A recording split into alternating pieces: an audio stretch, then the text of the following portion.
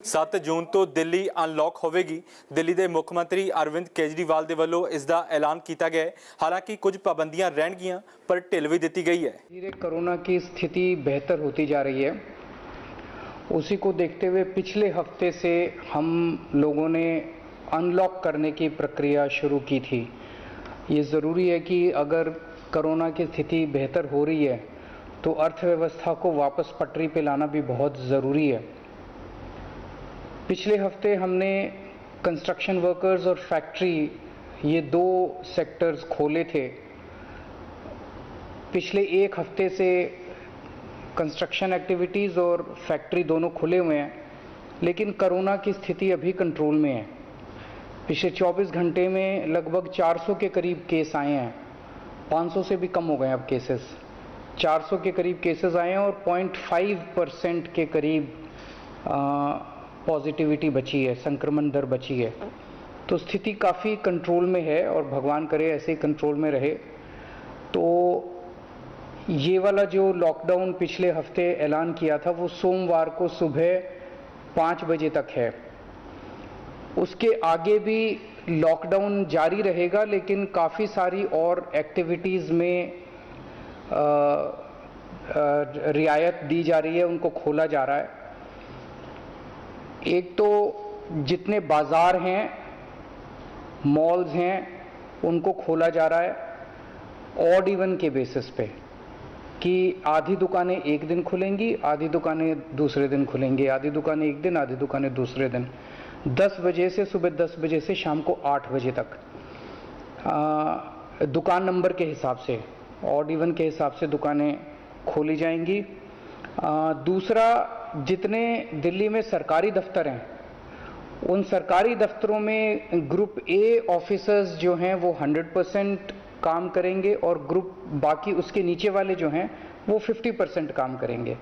लेकिन जो essential services में काम करने वाले कर्मचारी हैं वो 100% काम करेंगे और हर एचओडी डिसाइड करेगा कि किसको एसेंशियल सर्विस कहना है और किसको 50% करना है और किसको 100% करना है।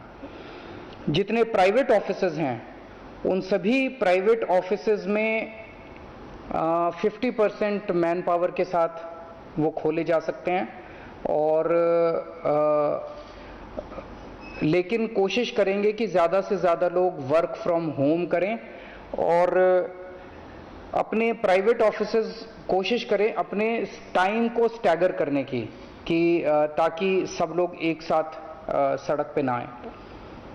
दूसरी चीज़, जो स्टैंड अलोन शॉप्स हैं और जो एसेंशियल सर्विसेज प्रोवाइड करने वाली शॉप्स हैं वो ऑड इवन के बेसिस पे नहीं, वो रोज़ खुलेंगी।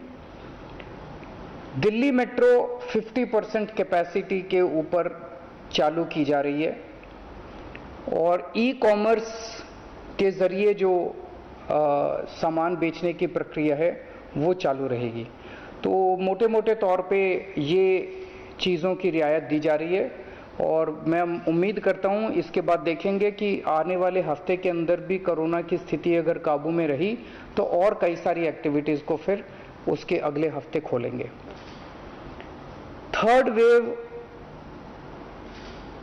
कहा जा रहा है, एक्सपर्ट्स कह रहे हैं कि थर्ड वेव आएगी, कब आएगी, कितनी भयावह होगी, इसके बारे में किसी को कोई जानकारी नहीं है।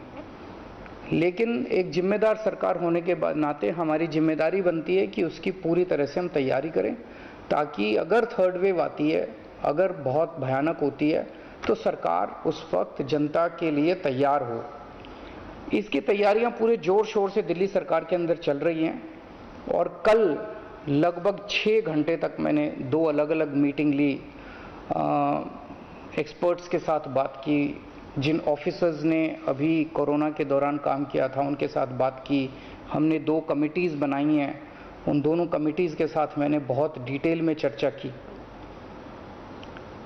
एक चीज़ हम लोगों को ये तय करनी थी, इस बार कोरोना की जो पीक आई थी, मतलब एक दिन में मैक्सिमम कितने केस आए, लगभग 28,000 के करीब केसेस आए थे एक दिन में, 22 या 23 अप्रैल के आसपास। अगली पीक कितनी हो सकती है? तो ये तय किया गया कि अगली पीक 37,000 एक्सपर्ट्स के साथ बात करके, ऑफिसर्स के साथ बात करके, सबके साथ बात करके कि 37,000 पीक मान के इसकी तैयारी शुरू की जाए।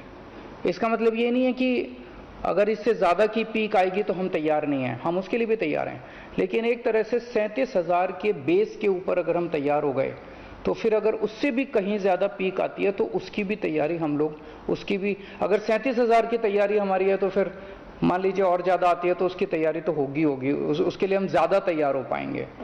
तो 37,000 को एक तरह से बेस माना जा रहा है। 37,000 की पीक की तैयारी के हिसाब से अब सारे कैलकुलेशंस किए जा रहे हैं कि अगर 37,000 की पीक आती है तो कितने बेड्स की ज़रूरत पड़ेगी, कितने आईसीयू की ज़रूरत पड़ेगी, कितने उसमें से बच्चों वाले होने चाहिए, कितनी ऑक्सीजन की ज़रूरत पड़ेगी, ये सारी चीज़ें, अब कितनी दवाइयों की ज़रूरत पड़ेगी, ये सारी चीज़ें अब कैलकुलेट की जा रही हैं।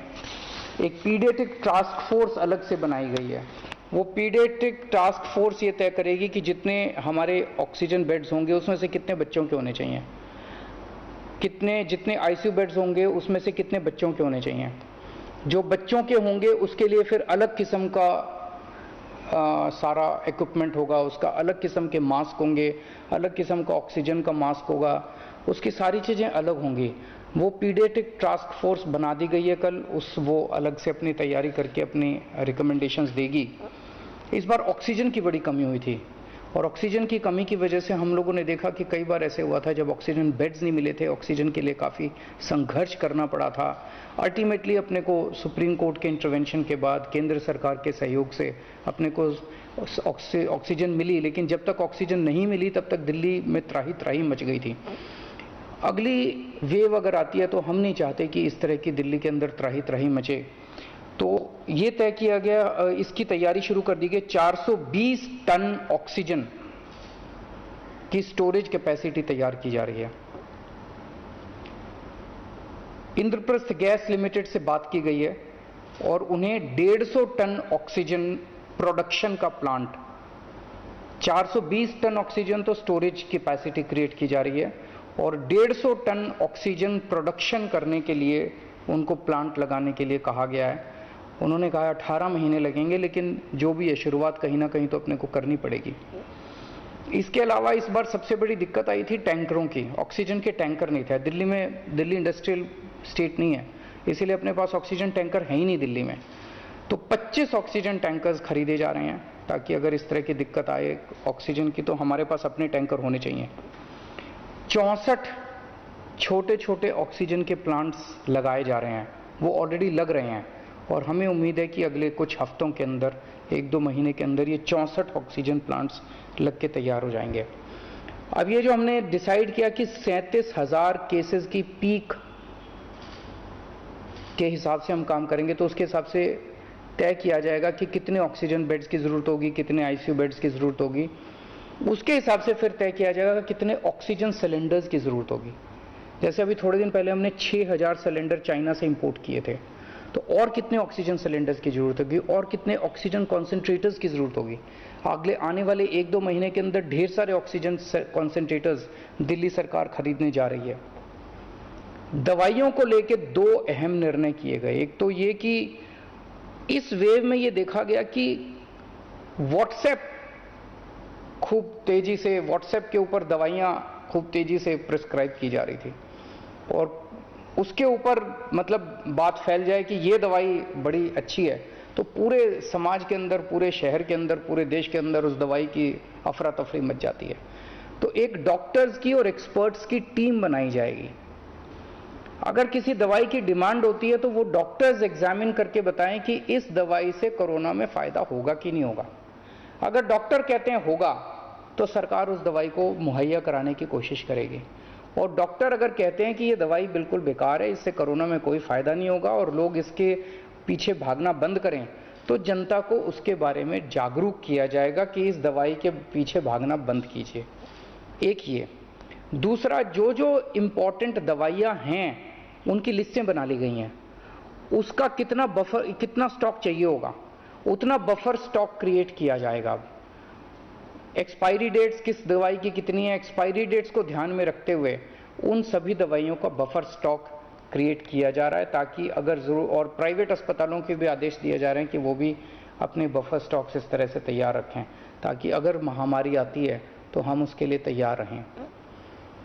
इसके अलावा 2 जीनोम सीक्वेंसिंग लैब्स बनाई जा रही हैं LNJP हॉस्पिटल में और ILBS में, ताकि हमें भी पता रहे कि दिल्ली के अंदर जो भी वेरिएंट आ रहा है वो वेरिएंट कौन सा वेरिएंट है, पुराने वाला है या कोई नया वेरिएंट आ गया है, और हमें इस बारे में क्या एहतियात बरतने की ज़रूरत है, हम एक्सपर्ट से पूछ सकते हैं। तो ये बहुत सारी चीज़ें कल चर्चा हुई, ये कुछ चीज़ें मैंने आपको बताई हैं और आपको यही आश्वासन देना चाहता हूं कि आपकी सरकार पूरी तरह से 24 घंटे लगी हुई है इसमें।